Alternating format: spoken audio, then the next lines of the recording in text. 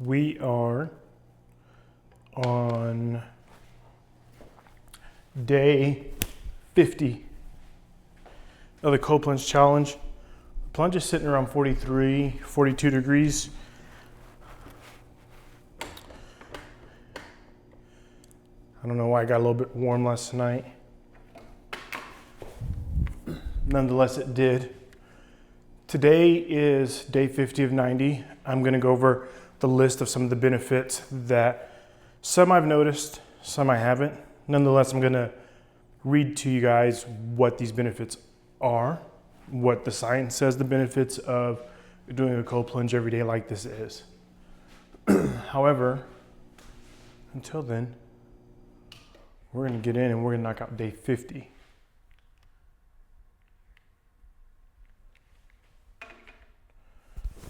And I'm gonna set this.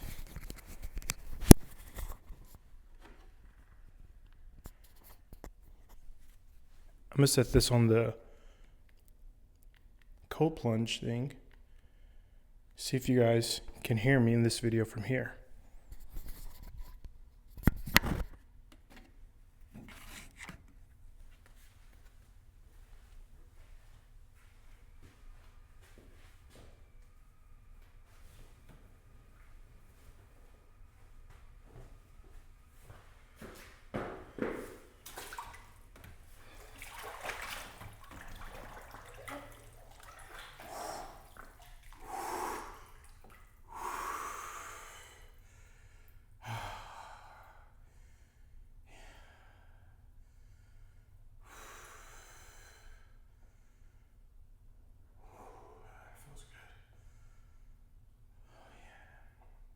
And we're in.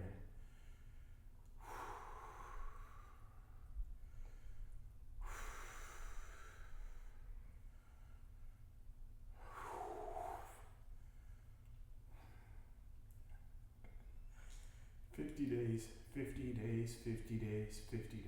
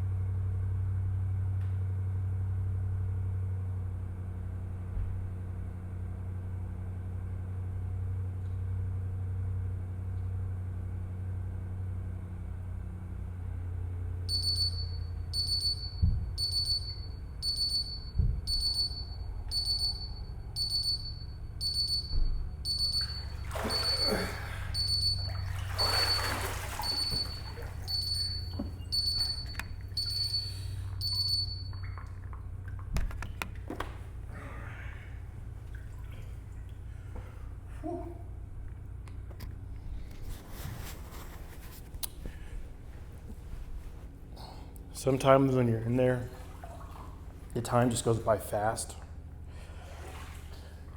Quickly, quickly, quickly. So you're here.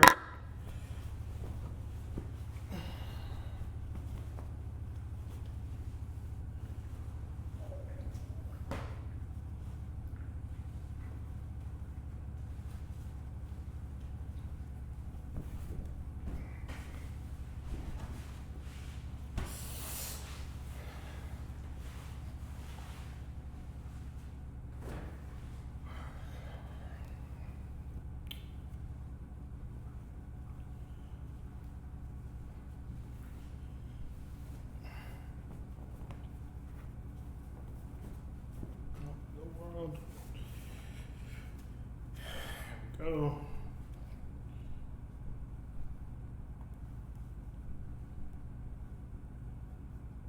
One, two. There we go.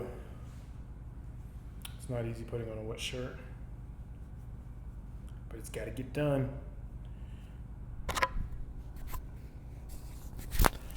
Okay, day 50. What are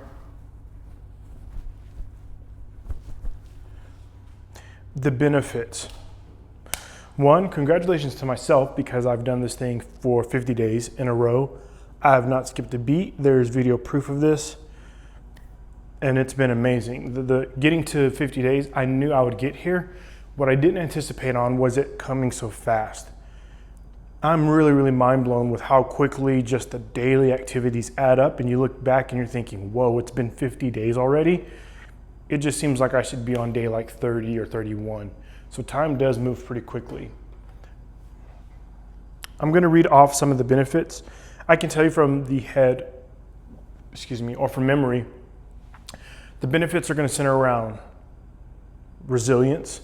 That part is true. My stress is much lower. So there's, when things happen, whether it's in my company or my personal life or just in general, my stress response is like way lower. It's almost at a minimum to where it really takes a lot to get me into a high stress mental state.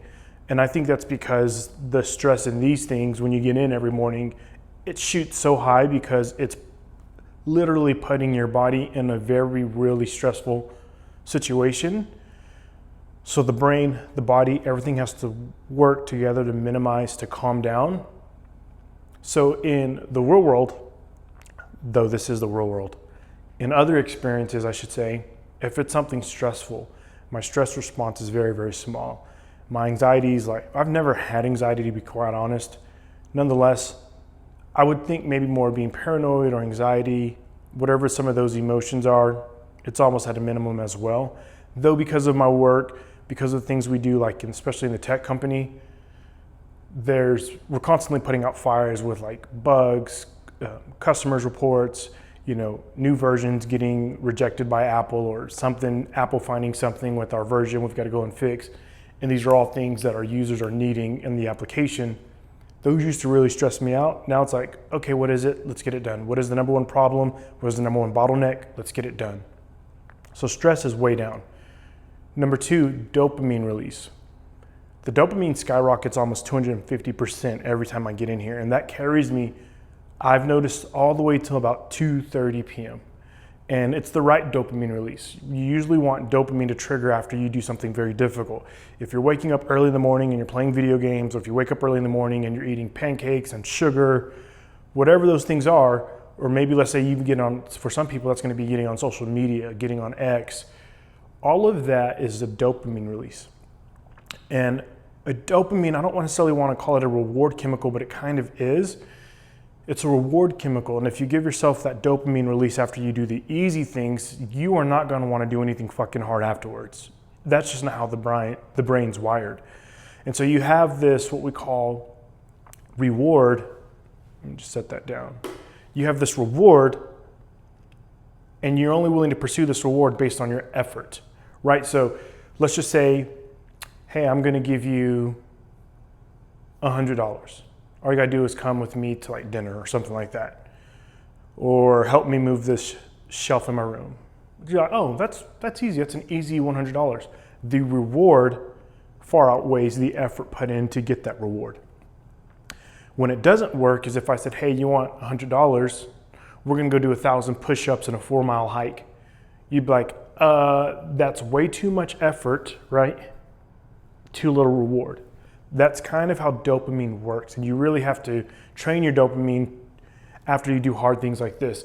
So if I was getting my dopamine from other things before I did the cold plunge, it would make me a lot less likely to want to come in here, do it, and get this dopamine boost, get this feeling that I'm feeling now. Because I wouldn't have got it necessarily this way because the cold plunge is such a jump up. Nonetheless, there's other things that give you dopamine that would make me want to apply less effort, which would then in turn make me really not want to do the cold plunge. I hope I'm explaining that correctly, but nonetheless, you want to do the hard things first to get your dopamine. You do not want to reward yourself with dopamine, especially early in the morning, for easy, minute, simple to do things, because when you get further into the day and you've got to do that hard thing, you've got to do that workout, or you've got to get into the plunge, you're going to take a cold shower, you got to go for your long run or do a kettlebell workout, whatever it is, you're not going to want to do it. So the dopamine thing is very, very real, and I feel it all the way through 2:30 p.m. Norepinephrine or norepinephrine, I'm not sure how to pronounce it, but it's one of those words. That is your alertness, your alert chemical. So when you get into the cold plunge, your body's just, everything's wide awake. If you come in tired, if you come in sad, if you come in moody, happy, joyful, regardless of what it is, once you get into that plunge, you are in a state of alertness. That skyrockets, I want to say, about 600%. So in terms of being attentive post-cold plunge, in terms of being observational post-cold plunge, in terms of being aware, it skyrockets. So I love doing this first thing in the morning because in my whole first half of the day, I'm essentially wide awake regardless of how I feel, regardless of if I slept good the night before, regardless of the emotions, regardless of if I want to do it or if I don't want to do it. That is something I've noticed. Muscle recovery, workout recovery. It does not take me as long to recover from my workouts. I will get into the science of it. I didn't do too much research on it. I know it's one of the benefits. I can tell you I feel it because I work out my chest every single day and my soreness is just, it's almost not there. That's not true for everything. Like my legs still take 3 days, especially after a good leg day, to like recover. It's not 6 or 7 though. And I don't know about you guys, but when I work on my legs or when I work on my arms or any of those things, it usually takes me about a good 5 to 7 days to fully recover. Doing the cold plunge, my days have shortened 2 to 3 days in terms of muscle recovery. So I'm not sure what it's doing, if it's removing the blood flow, restricting the blood flow. I know it's reducing inflammation. I'm sure that has a lot to do with it. Inflammation, yeah.